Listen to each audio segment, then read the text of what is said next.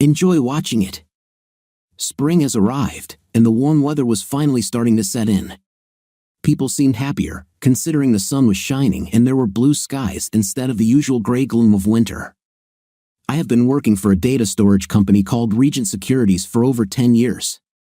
You know, the type that stores company documents for years to comply with regulatory requirements before eventually being destroyed. To say our operation is huge would be an understatement. My location has 6 different warehouses, each one the size of a football field or more, filled to the brim with all sorts of paperwork. We also have short-term storage for companies that want to store files they might need quickly but don't need for day-to-day business. Oh yes, how could I forget about the destruction plant?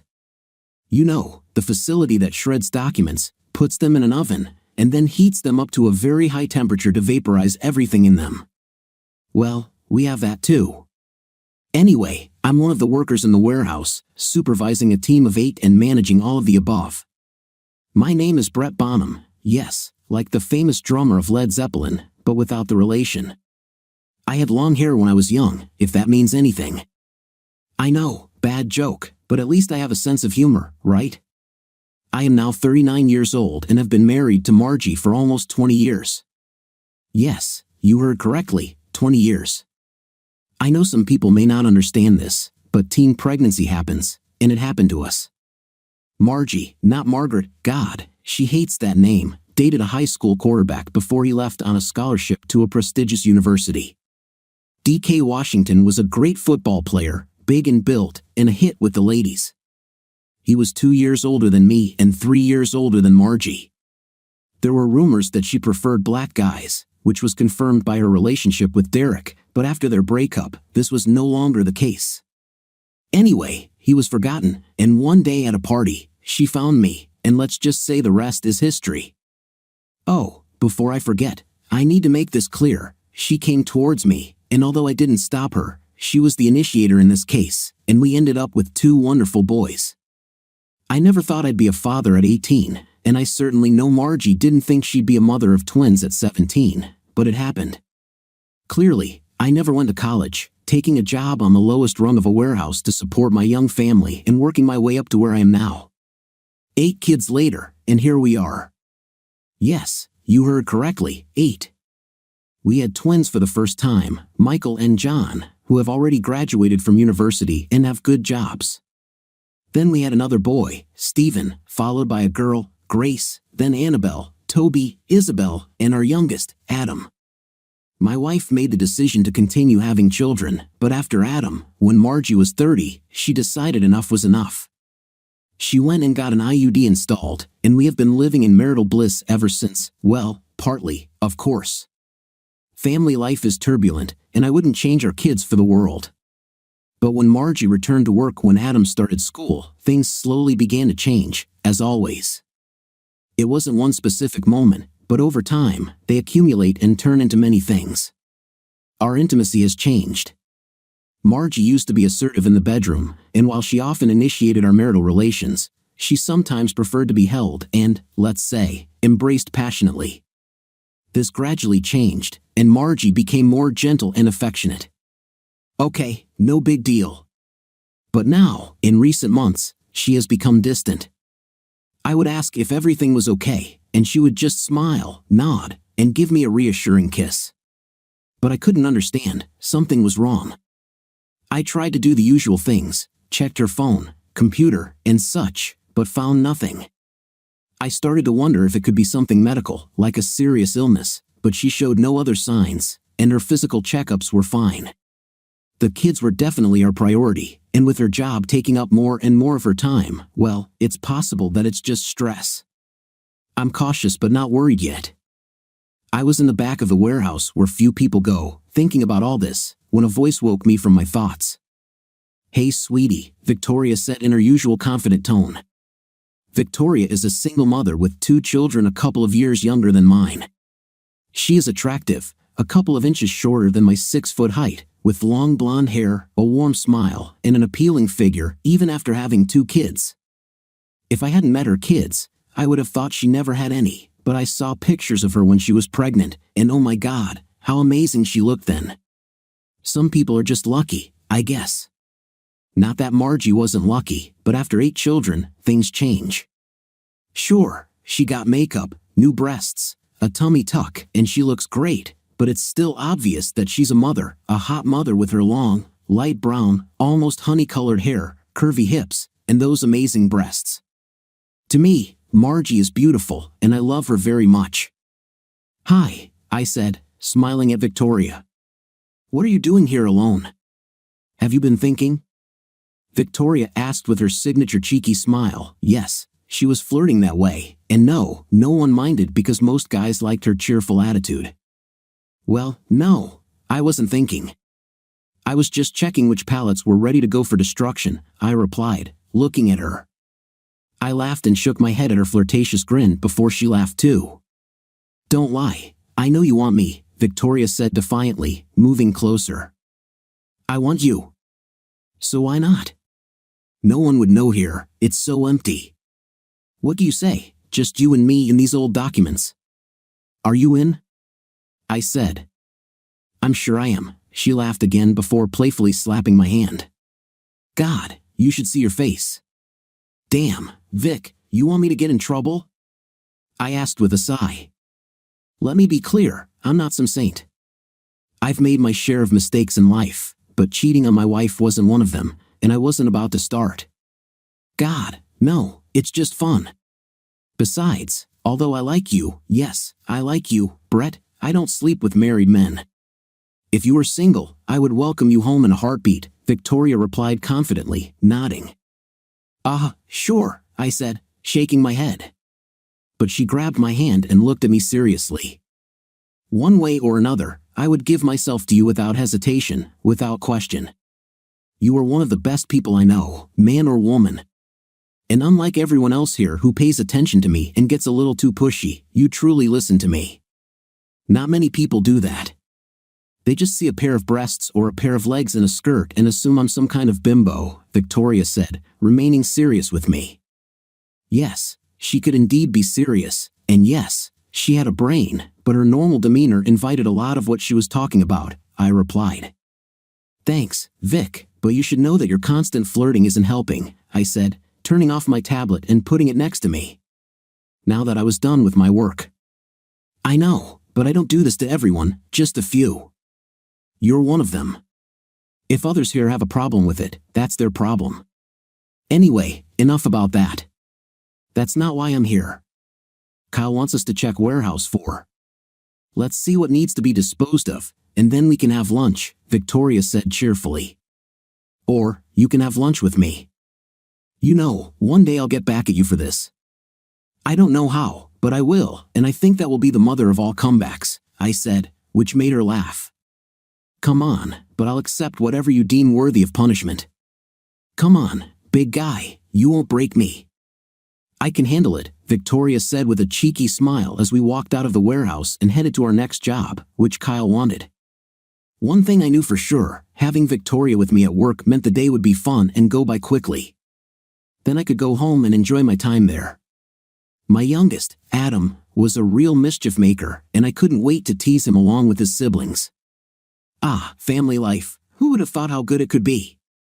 A few days after I was thinking about my wife and our relationship, I started having diarrhea, you know, the kind where bad food turns your guts into somersaults in a way that would make a seasoned sailor blush. These rolling waves bothered me, so I went home. I made a stop at a pharmacy in the city center to buy some medicine to help me get better faster. On the way out, everything changed. I jumped into my car and turned in my seat to get ready to leave when I saw her, my wife, Margie, the one and only mother of my children and my sweet wife. Margie returned to work as a receptionist at the local hospital after Adam started school, and over the past few years, she has worked her way up to office manager. The hospital was on the other side of town, and though she sometimes went out early for lunch, seeing her here at 3 p.m. with a guy who looked a lot like Derek Washington gave me pause. She kissed him on the lips and then looked at him adoringly before they both smiled and walked in different directions. Yes, they did glance back very briefly, and I then realized that I needed to do something. Well, after I got better, now that I have left my problem behind, I am back to life. Sure, Margie was all smiles and sunshine while I was sick, but she's the same when the kids are sick. Thank God it wasn't a virus, and no one else got sick. I had thought through a detailed plan on how to obtain evidence to confront my errant wife when the opportunity presented itself. Well, that's not entirely correct. I was at my local coffee shop buying an iced coffee when I was approached by a nurse who works at Margie's hospital. Paige Johansson was her name, and we had talked many times over the years. She was in her early 30s, with dark brown hair down to her shoulders, and a curvy figure. A woman might consider her plump or curvy to some, but she looked fantastic. Paige had the body of a model with curves in the right places and small breasts on top. Her medical uniform was always tight, making many men drool, not to mention some women, and her warm smile didn't hurt either. Why she was always alone was a mystery to me, considering how sweet she was. But it wasn't really my business. As I said, she came up to me and asked if she could sit down and talk for a minute. Of course, I said, offering her a seat across from me. What happened? How's life? Okay, just the usual. Work all the time, have free time for dates, lose interest in them, and go back to work, Paige said casually. She looked around to make sure no one was sitting too close before continuing. Brett, you know we're friends, right? Of course, I said, intrigued by her comment. Not that we didn't get along well, but we didn't spend a lot of time together like friends do, if that makes sense. Well, I'll just say it straight. I was wondering if you know what your wife does, Paige asked, looking at me intently. I set down my iced coffee and leaned forward. In what sense? At work? I answered curiously. Yes, Paige said, taking out her phone and opening it. What she showed me next was my wife and Derek in the warehouse. I won't go into details, but my anger escalated quickly as I watched the two of them together, and then listened to Paige talk about how they had been dating for a while. I felt numb. I remember saying goodbye to Paige, thanking her for the proof, but that was it. The next thing I knew, I was standing in the warehouse, seething with rage that my wife was having fun with her high school sweetheart. I took off my wedding ring and put it in my pocket before doing my best to act normal around people who nodded at me as I walked by. Childish, I know, but I went to a corner of Warehouse 3 that wouldn't be occupied so I could break some paper or something. I don't know how much time I spent in the back corner, but hitting hard paper sucks. I was furious, thinking about how she could do this to us, ruining everything beyond recognition. When that sweet voice filled my ears, "Hey sweetie," Victoria said in her usual sassy tone. Yes? I asked, still annoyed. She looked at me, her expression of surprise only adding to my newfound courage, and then she began to nod, biting her bottom lip. After God knew how long had passed, she grabbed my left hand and looked at it, noticing that the ring was missing, with a small smile on her lips. Everything became like a fog. The further I got from Victoria, the more my mood changed, and my rage subsided with every step I took. I realized what I had done and knew what I had gotten myself into. I was no better than Margie and Derek, probably worse, and I did it to a coworker. Even though I wasn't aware of any fraternization policies that affected me, what I did was still wrong. I returned to my office, closed the door, and sat down, feeling the weight of my life begin to weigh down on me. I tried to stop myself from shaking, realizing that my career was over, as was my marriage, and I had completely ruined everything by doing what I did. I must have spent some time in my office completely unproductive, trying to think of ways to salvage something from my life, when there was a light knock on the door before Victoria entered. She closed the door and came towards me with an expression on her face that I couldn't decipher. Damn, Vic, I'm sorry, I started, but she grabbed my head and kissed me passionately. It was an amazing kiss, with her body pressed against mine and her arms around my neck. When she released me, I looked at her in a daze. If you ever want to do this again, I don't care where or when. I'm in. You can do it to me anytime, no questions asked, no permission, Victoria said. Sorry, what? I asked incredulously. Are you serious? Her smile grew wider.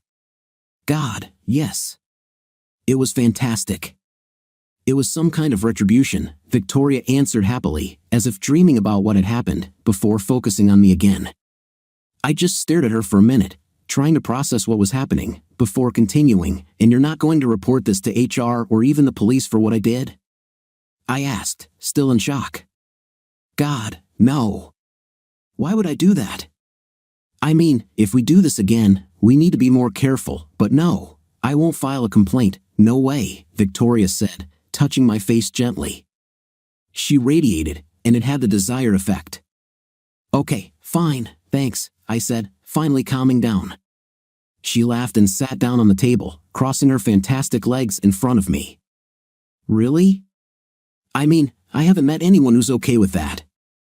I'm fine. I think you've just lived too much of a sheltered life, Victoria said proudly. Let me expand your horizons, as you have done mine.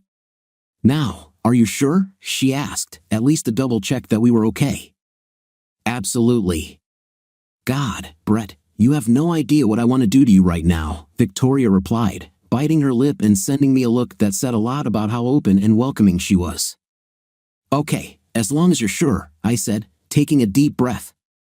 I was still not myself, but hey, when was the last time I was? Just remember, I'm serious about this. Now, do you want to tell me what it was? Victoria asked good-naturedly, pointing her finger at my left hand and moving it in a circle. I assume you and Margie are done? You could say that, I replied with a sigh. Victoria seemed sincere, and after what we had just done, I think I trusted her. She hooked up with her high school sweetheart. I got the proof right in front of us. I tried to explain with gestures what we had just done in the warehouse, and Victoria nodded in recognition. Then her kind face appeared again. I'm so sorry, Brett. You didn't deserve this. Trust me, my ex did the same thing. It leaves a mark, Victoria said warmly. This was news to me, considering that I had always known Victoria as a wonderful person, but apparently, her ex-husband was a creep. I've never met him, so I don't know. Well, I still don't know what to do completely. What we did wasn't planned, but I can't deny that it happened, so I'm just as bad, I said, leaning back in my chair, realizing what a mess I got myself into. Yes and no. They did it first, and given that you took off the ring, you knew your marriage was over. Is there a way to save your marriage? Victoria asked sweetly, but with hope for the impossible. No, I don't think so. This has been going on for months. As far as I know, she's planning to leave. I think I'm still processing it all, I replied with a shrug that seemed to lift her already high spirits. I need to get a lawyer, and then we'll see. Does this mean we can't have fun? Victoria asked, making that gesture with her hands as she leaned forward and pressed her breasts together. This made me laugh amid all this. Victoria was a bright spot at the moment, and she offered herself to me even more. Maybe, but if we do, I'll have to buy in, get tested, and, damn, that's probably too complicated, I replied, but she just grinned and shook her head. Sorry, I wasn't thinking. I'm sure I don't have anything, and damn, I'm pregnant, she laughed and put her hand on my arm, which calmed me down. Relax, my tubes were tied years ago, and it's probably too late to worry about STDs, but we can go to the clinic. It'll take a little time, and then we'll be safe. So, it's okay. But I'll say this, I haven't had a lover for a long time. I was tested a while ago. I'm clean, and I have a feeling that you are too. But let's play it safe. I want to continue this, Victoria said with a cheeky smile. I knew it wasn't the most popular or necessarily the right solution, but I think I just found my way to deal with the end of my marriage. Okay, we'll see how it goes, I said, which made her blush. I like the sound of that, Victoria said, beaming with happiness. Me too, I said, which made her laugh. This is going to be so much fun. I can't wait, Victoria said enthusiastically. There are so many places where we can do this, so many things. Now she was just being sneaky, and I think she knew it. Is there anything you won't do? I asked with a half smile, considering her comments. Her smile turned into a grin, and then Victoria raised her eyebrows. Damn, she looked so doing it. She stood up from my office desk and walked towards the office door, swaying her hips as she walked. Before turning to me, she opened the door and paused for a moment. The only way to find out, Victoria winked and laughed before leaving my office. All I could think was that she was right. The only way to find out. I don't claim to be a saint because I'm not. Things in the real world take time. I contacted a lawyer, which only took 2 weeks, and they informed me that if we couldn't agree on an amicable divorce, well, I would be in a tough spot. I make more than Margie, and I will have to pay her as well as child support. Nobody wants to hear that, and while I have no problem paying for my kids, I have a hard time paying for her to sleep with someone else. Why don't women pay men to do the same? Okay, don't answer that question. Anyway, back to why I'm not a saint. Victoria and I continue to meet 3 times a week. For the past 3 weeks, we tried to be careful, and I'm sure we succeeded. But my God, she can take a hit. While I admit it's fun, it's still not the same as the chemistry you experience with a long-term partner. Maybe we're both holding back, but still, he is great. But that's all it is for now. I was sitting in my office, changing the details of my bank account so that my salary was distributed to different banks, when Melanie Giovanni walked into my office and closed the door behind her. Now, I know what you're thinking, but she doesn't look Italian and is quite cute. She works in the payroll department, and we would sometimes meet for lunch or just walk around the area. We get along well.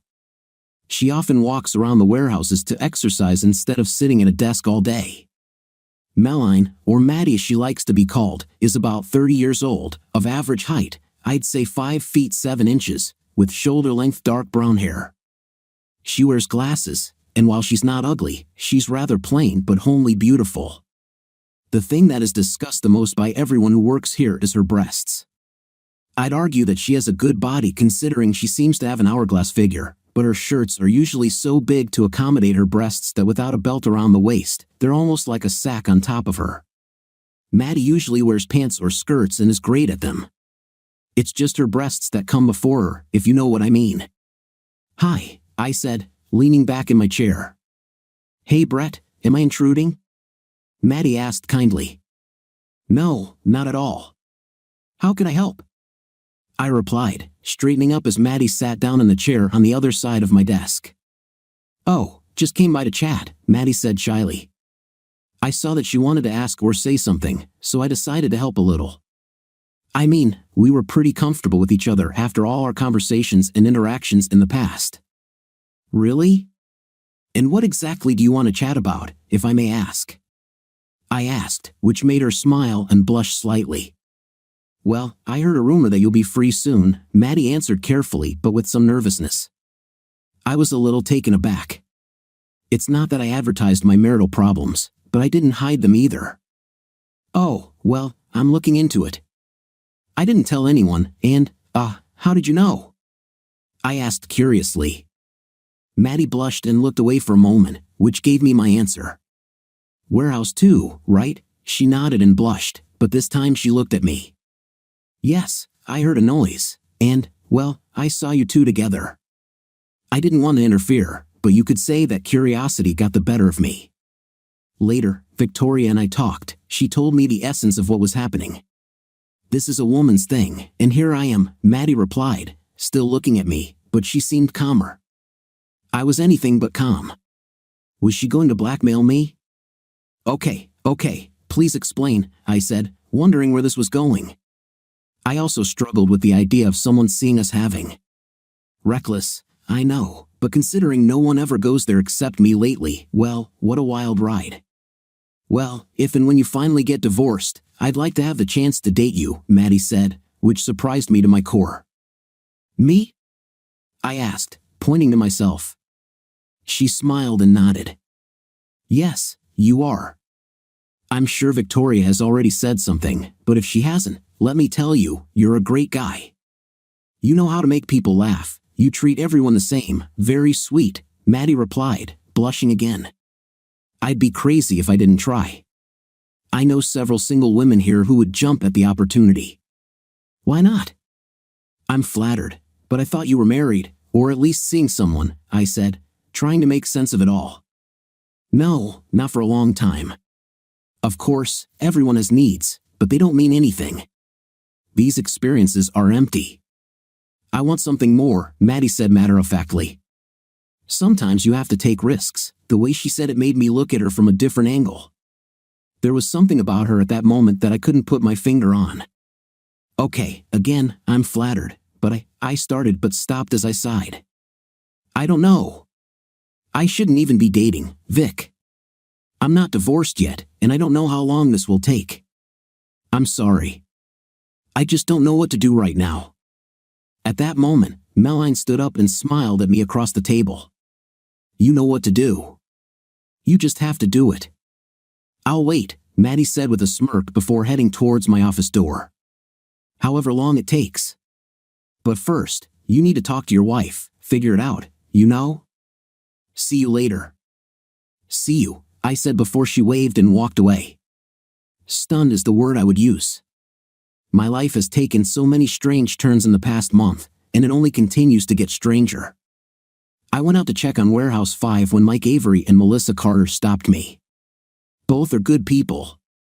Mike was in his late 20s and one of the warehouse keepers, while Melissa was a fitness freak who turned 50 this year.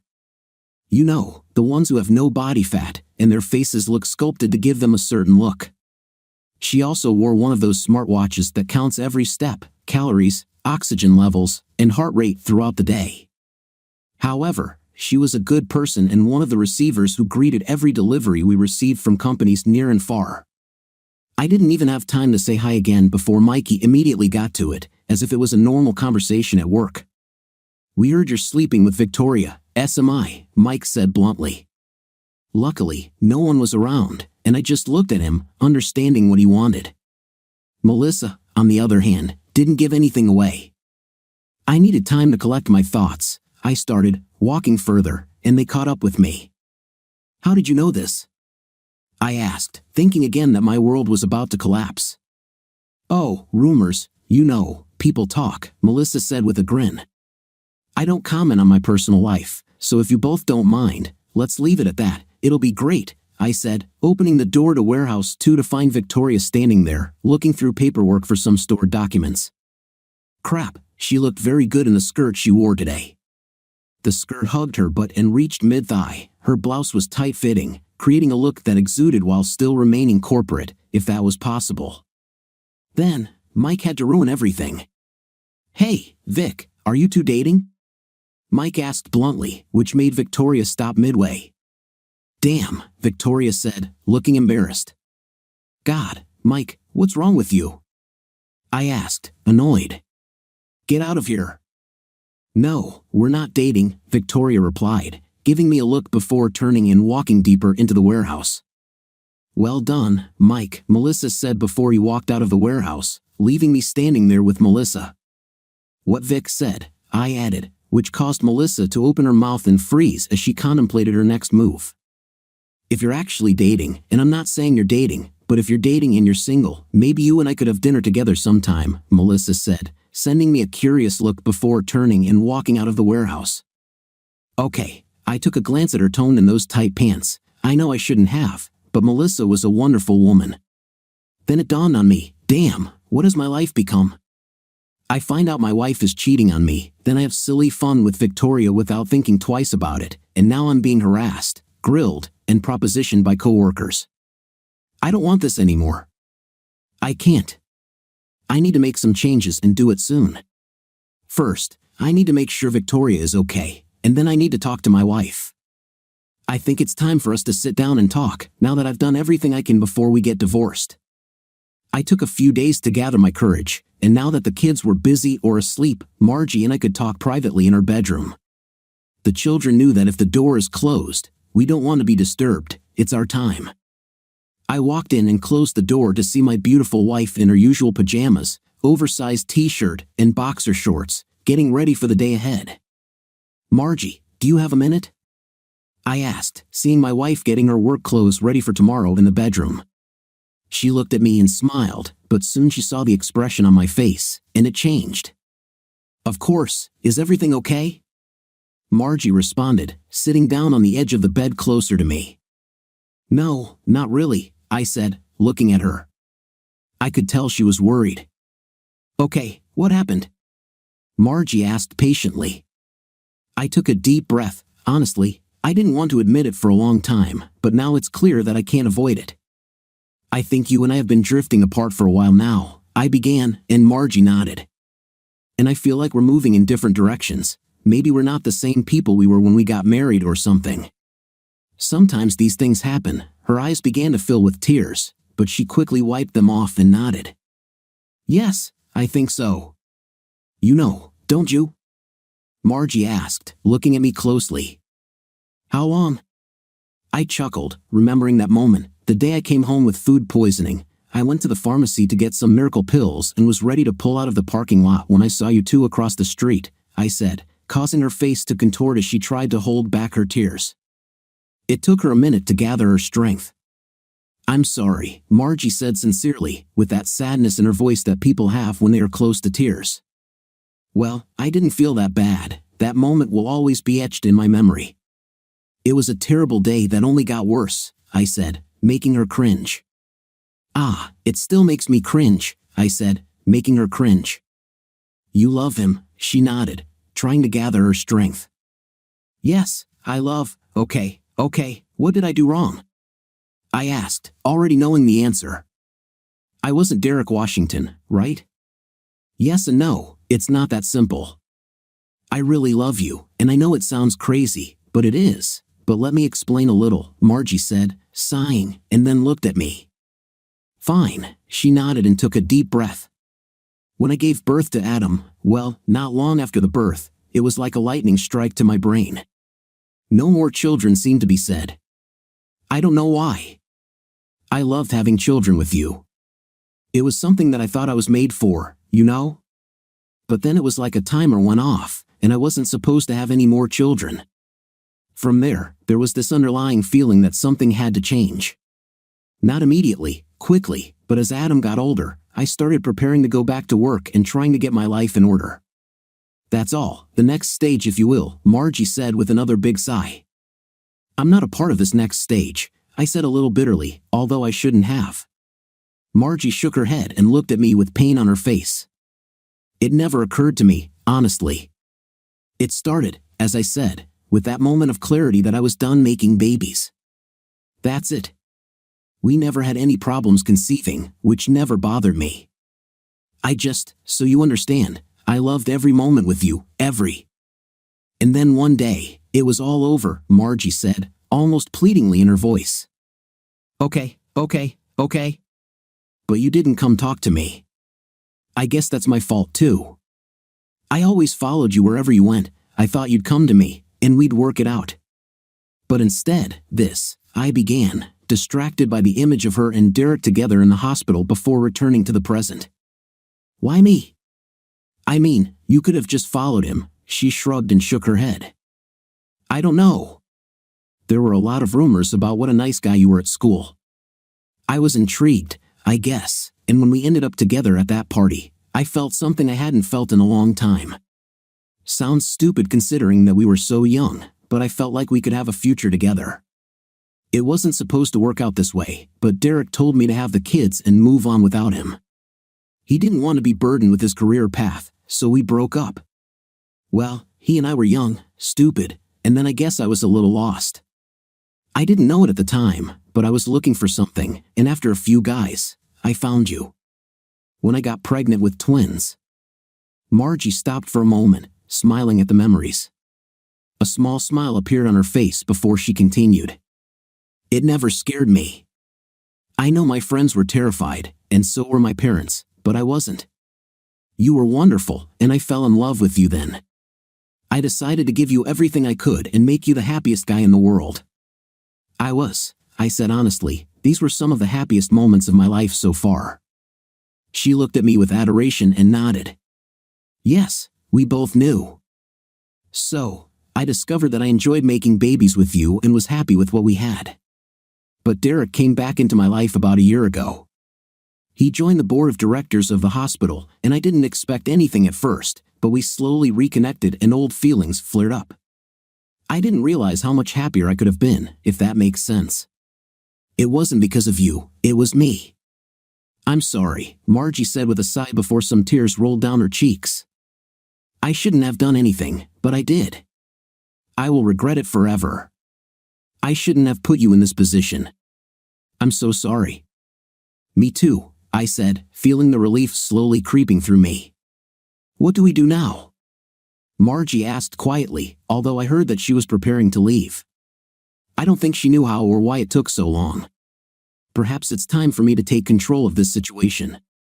I think Adam is less than 10 years away from adulthood. I'm not sure if we should try to stick together or break up when I found out about you and Derek. I lost my head and slept with someone, too. I admitted, shaking my head.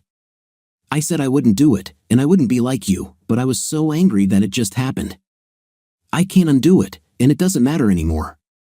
It's too little, too late, I guess.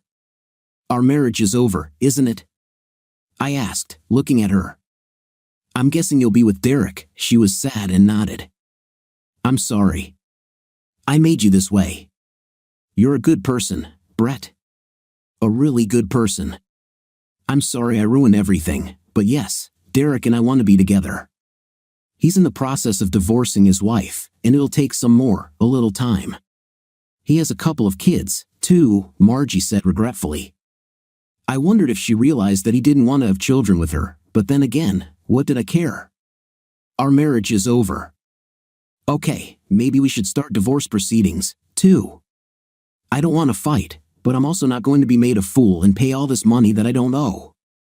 He's rich, isn't he? I asked, to which she nodded. I don't want to fight either.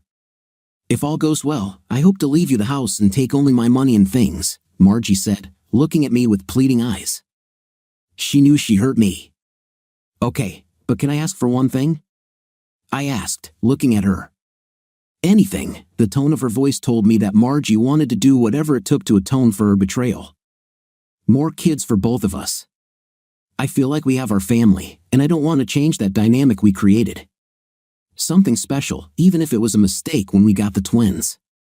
I don't want to change that either way. There's no way either of us can have more children, I said, to which she relaxed and nodded.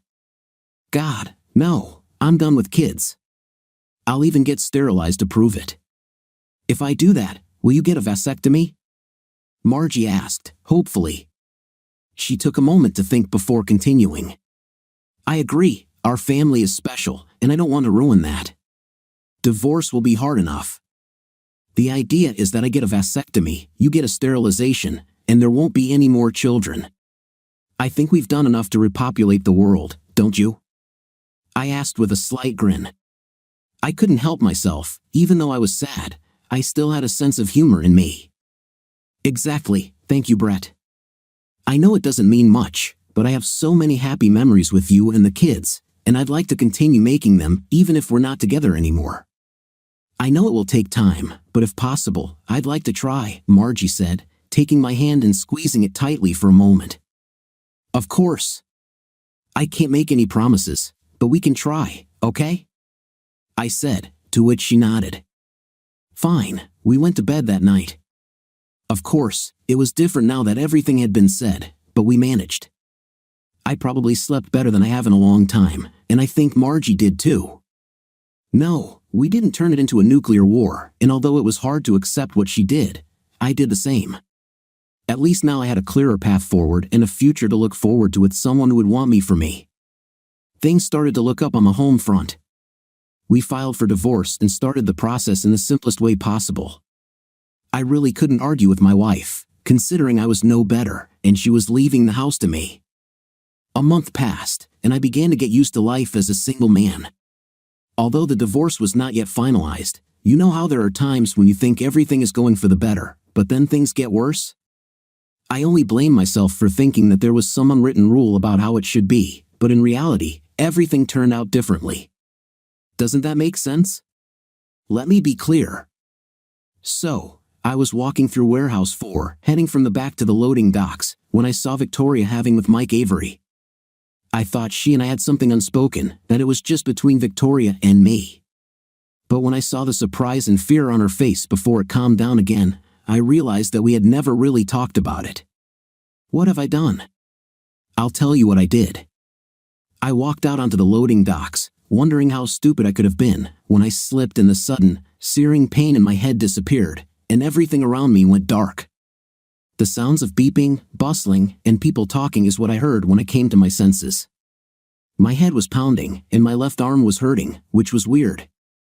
My eyes finally adjusted, and I realized I was in a hospital. I moved with difficulty, noticing that my forearm was in a cast and I was connected to the usual devices for a hospital patient. I noticed movement to my right and turned to see Madeline Giovanni standing there, looking at me with a worried look. "Hi," I said, trying to focus. "I fell, right?" "Yeah, right off the loading dock, hit my head on the side of the truck, and broke my arm in the fall." "I saw everything," Maddie said calmly, but I could tell she was worried. Thank God she was walking around on one of her breaks. Otherwise, who knows who would have found me. "Are you okay?" "I'll call the nurse." "Yeah, a little headache," I said, as Maddie gave me a half smile and walked towards the nurse's station. I remembered what happened, and it came back to me, seeing Victoria having with Mike. Shouldn't have upset me, but it did make me feel weird. I don't remember much, but I was heading toward the loading docks, and then there was pain on the side of my head. Now I'm here in the hospital. Maddie returned as I had another thought. "Which hospital are we in?" I asked, hoping it wasn't the hospital where my wife worked. "Epworth Private," Maddie replied, confirming my fears. Before I could say anything, my soon-to-be ex-wife appeared, looking worried. "God, Brett, when I found out you were here, I came as soon as I could." "You were unconscious for quite a while," Margie said with a concerned tone. She looked me up and down and then looked at Maddie. "What's happened?" "I missed a step on the loading dock, hit my head on the back of the truck, thought the ground looked cozy, and thought it would be fun to use my hand to break my fall," I replied with a smile. Maddie smiled halfway, and Margie let out a long breath. "Since when did it become so fun to try to crack your skull open?" Margie asked, looking at me the way only a mother can. Yes, I know she's not my mother, but it seemed like that's how she felt about me now. What can I say? I don't necessarily want her back, but does our past together mean nothing to her? Well, it could have been worse. Maddie was nearby on one of her breaks and saw everything. "I'm in good hands, don't worry," I said, trying to smile even though my head hurt. The nurse approached, interrupting our conversation. "How do you feel?" the nurse asked, looking into my eyes and doing what they usually do. "My head hurts, my arm hurts." "It's just wonderful," I said with a smile, which made the nurse laugh a little. "Good to know. It looks like you have a concussion. The skull isn't cracked, but we'll leave you here a little longer just in case. Stay overnight to make sure nothing goes wrong, okay?" the nurse said, to which I tried to nod. "Oh yes, thank you," I said. "Okay then, I'll leave you." "I'll come pick you up later," the nurse said with a smile and left. Did I look at her jiggled in the tight medical suit? Yes, I looked. Did she have an ice? Again, yes. Look, it's because of the concussion, okay? Well, it's time for me to go back too. We'll talk later, and as soon as we know when you'll be discharged, we'll organize everything at home, Margie said, nodding. We lived in the house from the time we talked to each other and after we told the kids what was going on, but not as husband and wife. They were upset, but after their mother came clean, the kids became more supportive. They realized we were growing apart and understood why we were acting more like roommates than anything else. Okay, thanks for the visit. See you, I said as Margie turned and walked away. I looked at Maddie, who seemed calmer now. Are you okay? It's better now, Maddie said, smiling sweetly at me. Fine, you sure know how to scare someone, Maddie said, placing her warm hand on my arm. Yes, the touch was nice. Sorry, I didn't plan this. I was a little busy, I said with a sigh. Images of Victoria and Mike flashed through my head again, followed by a thought of Margie. It's okay. It's even nice when someone falls at your feet, Maddie tried to hide her smile in the sweetest way. I started laughing but stopped when I felt like every exhale was giving me a headache. It felt like my head was going to explode every time. I'm glad it's at your feet. Thank you, Maddie. It means a lot to me, I said, taking her hand. I could have stayed there for a long time if it weren't for you, Maddie said. Well, that's already the past. Let's cure you, and then we'll discuss who owes what to whom, Maddie said in a light tone. Yeah, I think lunch or even dinner would be nice, Maddie said, blushing. It was clear that she was out of her comfort zone at this point but really wanted a chance with me. From our conversation when she came to my office and now this, it was clear that she was truly sincere. I looked at her and smiled, which seemed to calm her down. "Dinner and dress nicely," I said, which made her beam. "A ball gown or something more casual?" "You know, above the knee or still below?" Maddie asked, her eyes sparkling as she asked the question. I swear she blushed, and for a moment, imagining Maddie in that gorgeous dress made me forget about my headache. "Let's leave the ball gown for later. Maybe something above the knees, more casual." "It'll still be a nice restaurant, but I won't wear a tie," I replied, causing her to bite her lower lip a little. "I'll leave it to you to decide if we go to the movies or dance after, okay?" I said. "I'll keep your word," Maddie said cheerfully. "Now rest. I need to get back to work and take care of a couple of things." "I can handle it," I said calmly. "Great. I'll come by later before visiting hours end, and I'll be back tomorrow," Maddie said matter-of-factly. "Maddie, you don't have to do this." "I'll be fine," I said. "Fine," she said, but she shook her head and smiled. "Everything is fine." "I want to," Maddie said, picking up her things. "I need to make sure you're okay for our date," she laughed and came up to me. "It's true," I said before she leaned over and kissed me on the cheek. "What is this for?" She was still leaning over me, and then I realized that her breasts were pressing my hand in a good way. "I'm sorry."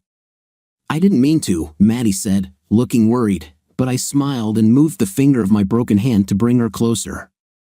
"Not at all," I said when she was so close to me. Then I did something I probably shouldn't have done, but I leaned forward and kissed her on the lips.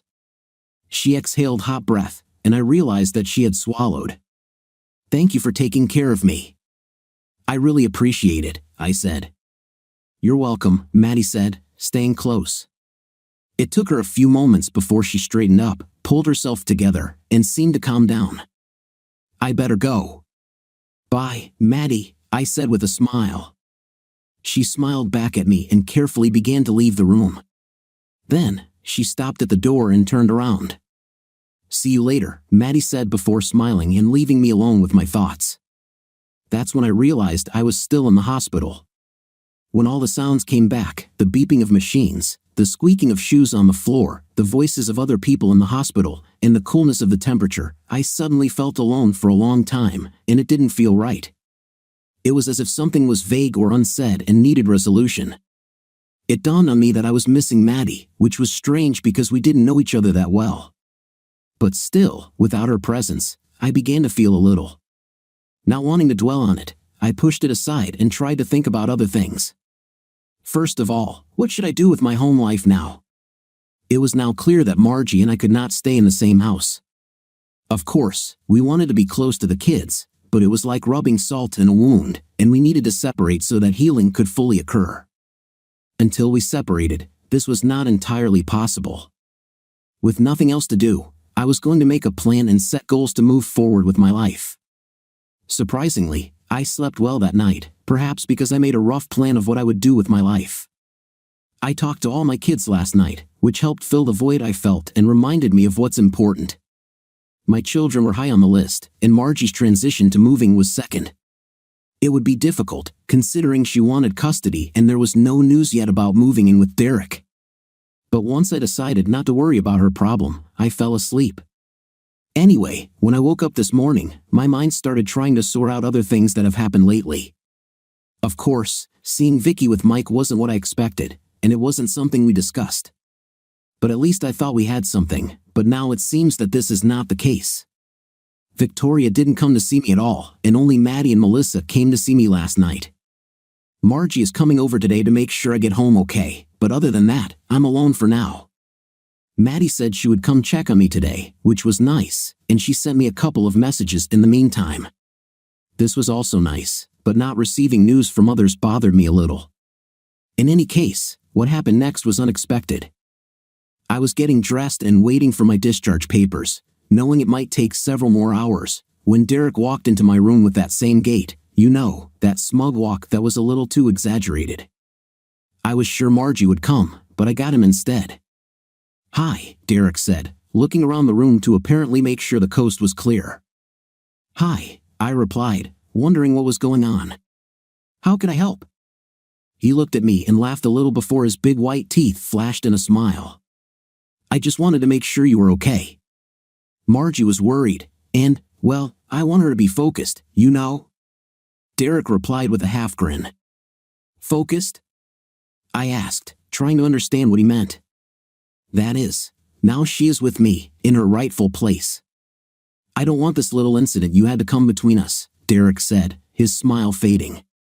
The arrogance was obvious, but I was going to be clear with him too. Derek, let me make something absolutely clear, I said, standing up to face him.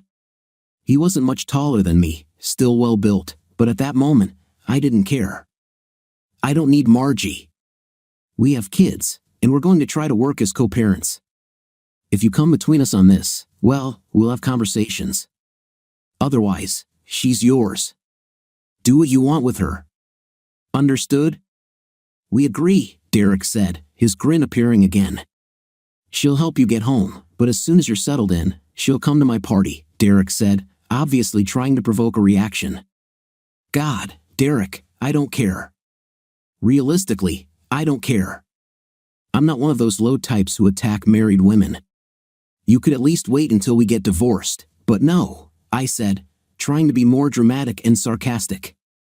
I think it hurt him a little, but I shouldn't have said anything. Guys with big egos like that, you know? I continued. You don't understand, right?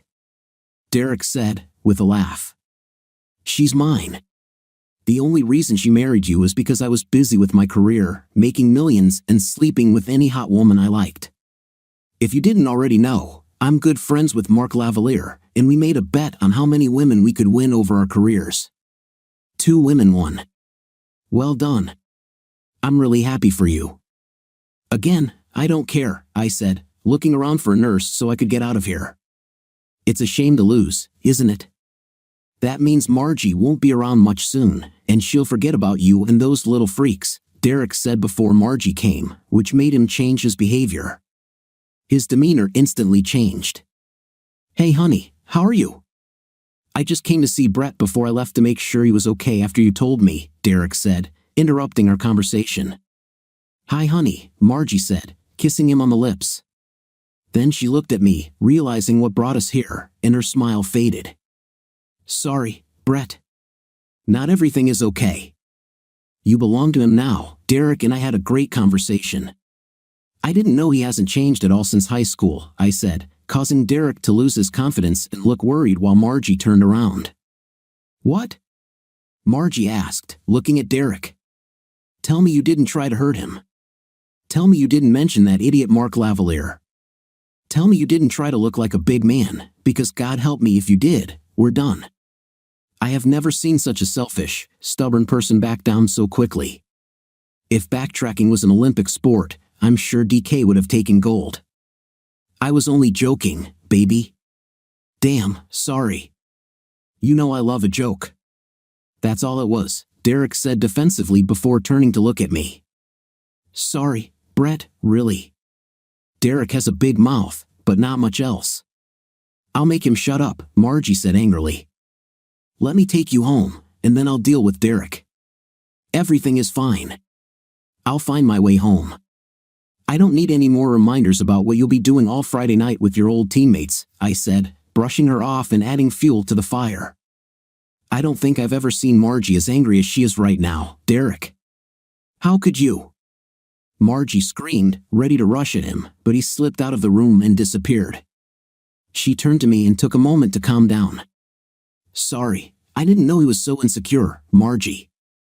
Honestly, like I told him, I don't care what you do in your personal life, it's your business. You and I are done, kaput, it's over.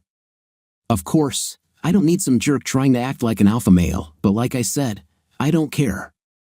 I got the best from you. Now, as far as my business is concerned, it's our children. I told him this. Otherwise, I'm not going to interfere between you, I said sharply. Still, it's probably best if you leave and I take a taxi home, Brett. No, Brett, I'm here and I'll take you, Margie insisted, but I shook my head. No thanks, I think it will be better this way. I'm fine, it's not a problem, I said, just as Maddie appeared at the door. "I can ask Maddie, actually, Brett," Margie began, but I shook my head again. "Everything is fine. Go deal with your lover," I said sarcastically. She sighed long and shook her head. "I hoped it wouldn't be like this," Margie said sadly. "It is not my fault you chose this idiot," I said, and I saw her face change. "Yes, another cheap shot. Yeah, okay, I know. But I didn't come here and start talking about how I was going to treat you like an object now that you're mine," I said. She understood. "Sorry, Margie," she said, taking a deep breath and pulling herself together, "and I forgive." "See you later," I said, which made her look at me with those knowing eyes. She was hopeful but also wrong. "It's better this way. Go to Derek." This time, I turned away and didn't look at her again. Margie understood and turned to leave. Then she muttered something under her breath and left the room. I watched as Maddie observed Margie leave, and then Maddie blushed. She came up to me and hugged me. God, it felt so good, and the hug lifted my spirits significantly. "Hi," Maddie said happily. "Are you ready to leave here?" "Yes, I'm ready. I'm just waiting for my discharge documents," I answered with a smile. It was good that she was here. Good, Maddie said, looking back in the direction Margie had gone. "I'll tell you later. Let's find a nurse and get out of here," I said, wrapping my arms around her waist before she did the same to me. We left my room, and it felt like a step into my new life. I wasn't sure how it would work out, but it seemed like the right direction. With life returning to normal and me out of the hospital, I returned to work and informed Margie that it was time for us to live separately. She agreed and began to take out her things. The kids were okay with all of this, of course. It was hard for the younger three, but we made it clear that we were still a family, just living separately. To tell the truth, it was hard for me, but it was the best decision. Margie and I couldn't live together anymore. It wouldn't be good for the family, and she knew that too. As I sat at my desk going through emails, I heard a knock on the door. Looking up, I saw Victoria coming a little shyly. I had been avoiding her since my return, and she knew why. Every time I walked past, she wanted to say something but didn't get the chance. I saw her face fall, and it gave me pleasure for a moment. I wasn't ready to deal with it yet, but now that she came in, I thought it was going to happen whether I liked it or not. "Hello, Victoria," she said softly after closing the door.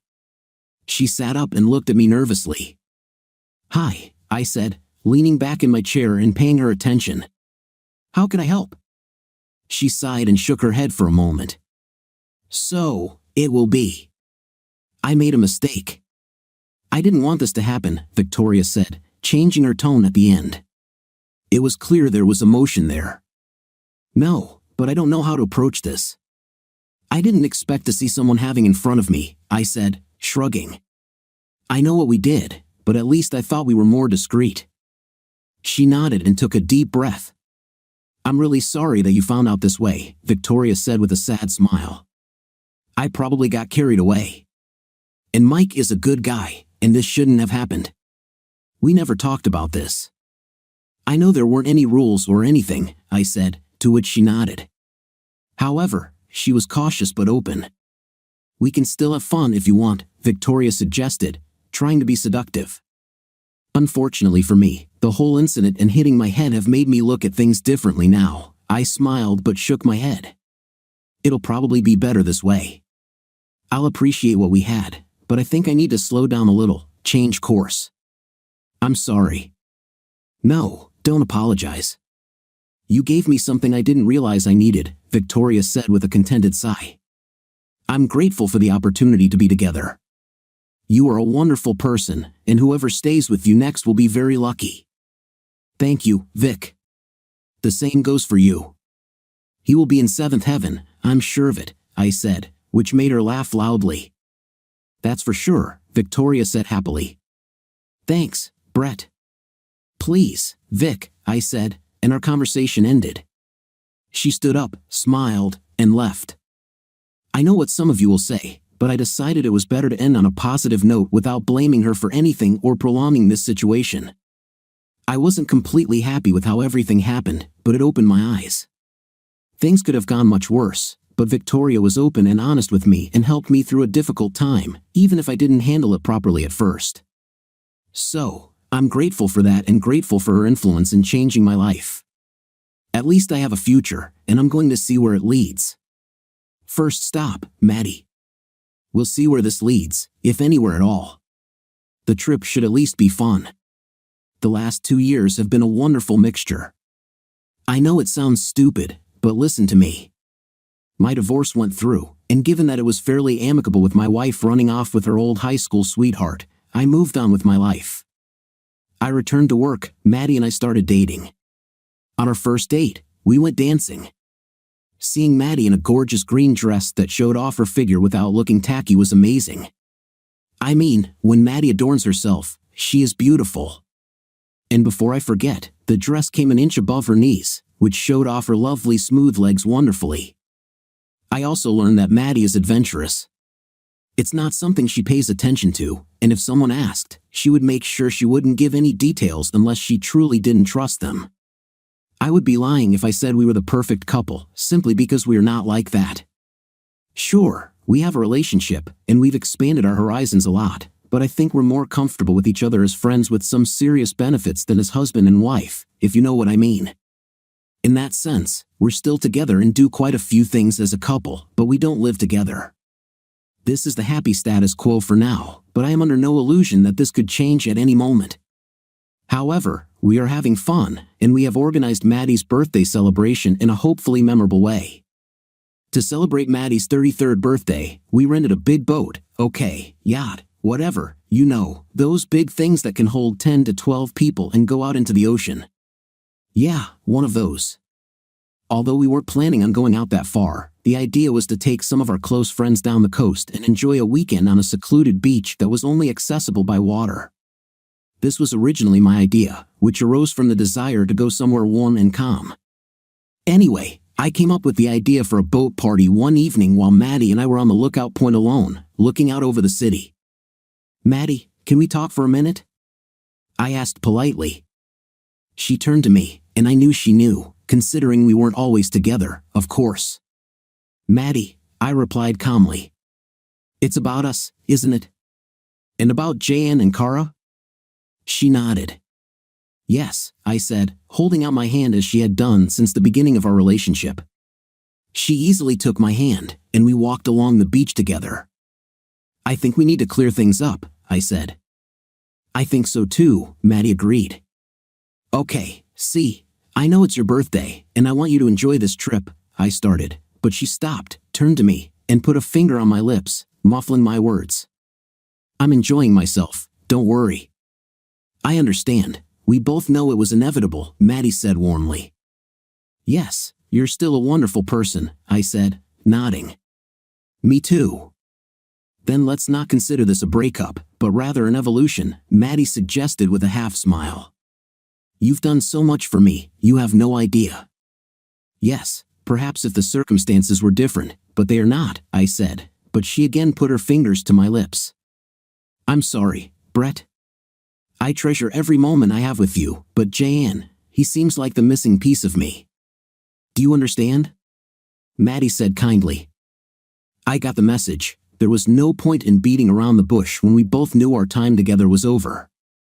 "It's okay, there's no need to apologize. We both got what we needed from this experience." "I'm sorry if I ever made you think otherwise," I said, making her smile and shake her head. "No, you never did that.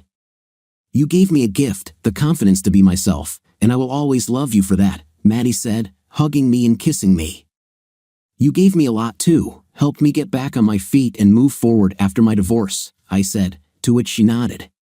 "Can we still be friends? Can we enjoy our time together, even if we're not together anymore?" Maddie asked hopefully.